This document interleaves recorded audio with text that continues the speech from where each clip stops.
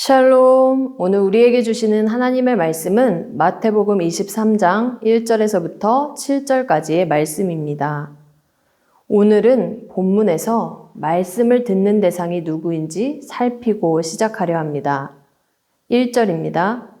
이에 예수께서 무리와 제자들에게 말씀하여 이르시되, 예수님은 무리와 제자들에게 말씀하십니다. 아직 어떤 내용인지는 모르지만 대상이 두 부류로 나와 있습니다. 먼저 무리를 보겠습니다. 이들은 예수님의 주위에 모여있는 익명의 수많은 사람들입니다.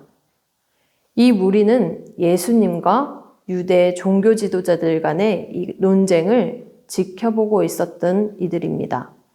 그러나 모두가 예수님을 따랐다고는 할 수 없습니다.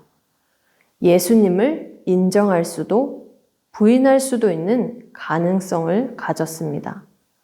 정체성이 분명하지가 않습니다. 그렇다면 제자들은 어떠한가요? 원문으로 보면 그의 제자들이라고 되어 있습니다. 곧 예수님의 제자들로 그들은 예수님께 속하여 그분을 따르는 이들인 것이죠. 정체성이 분명합니다. 1절을 읽으며 스스로에게 질문해 보았습니다. 나는 무리로서 예수님의 말씀을 듣고 있는가? 아니면 제자로서 예수님의 말씀을 듣고 있는가? 이러한 물음과 함께 지금부터는 예수님께서 하신 말씀의 내용을 살펴보겠습니다. 예수님은 22장의 혼인잔치 비유에서 예복을 입지 않은 자를 책망하셨습니다. 여기서 예복을 입지 않았다는 것은 하나님의 의가 아닌 자기 의를 주장하는 것을 의미하는데요. 이어서 예수님은 23장에서 자기 의를 주장하는 서기관들과 바리새인들을 본격적으로 꾸짖으십니다. 2절과 3절 말씀입니다. 서기관들과 바리새인들이 모세의 자리에 앉았으니 그러므로 무엇이든지 그들이 말하는 바는 행하고 지키되 그들이 하는 행위는 본받지 말라. 그들은 말만 하고 행하지 아니하며.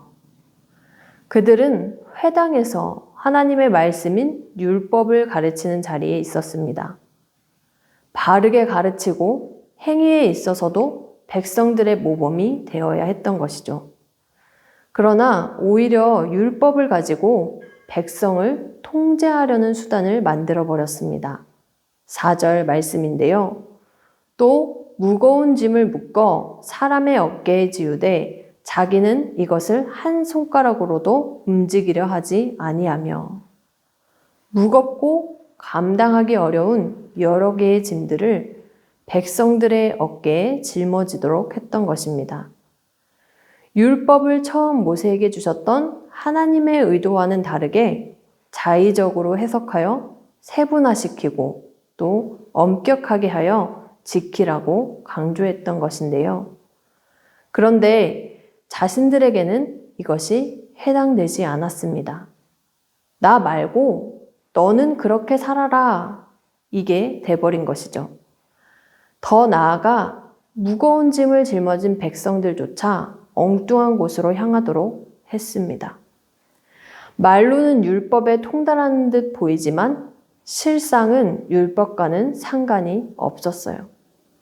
이러한 그들의 구체적인 행동은 5절에서부터 7절까지 잘 나타나 있습니다.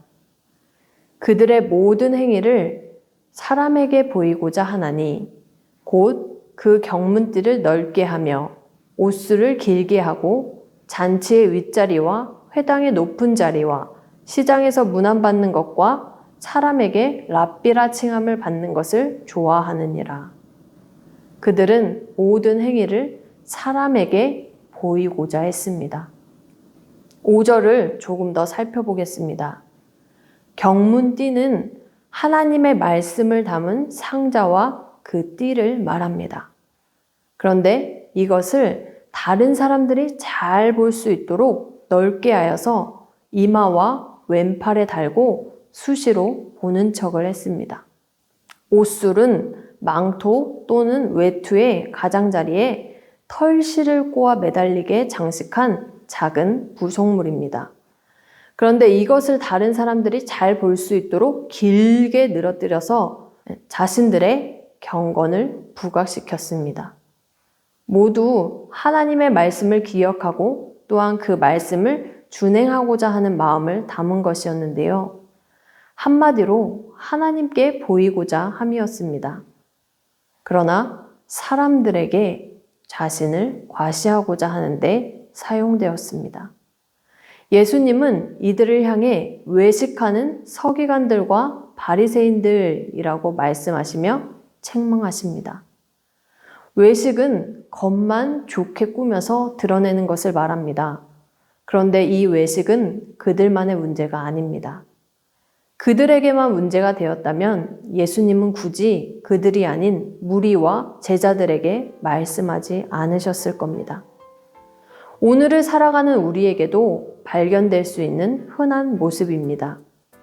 신앙생활을 열심히 한다고 하면서 나 정도는 괜찮다 하기 때문입니다. 나를 돌아보지 않을 때, 사람에게 보이고자 자기 의를 과시할 때 그렇습니다. 사람에게 보이고자 하는 마음을 내려놓기를 원합니다. 그 순간이 찾아올지라도 사람에게 보이고자 했었다라고 과거형으로 만들어버리길 원합니다. 오늘 하루도 우리의 정체성을 삶으로 증명하는 우리 모두 되길 소망합니다.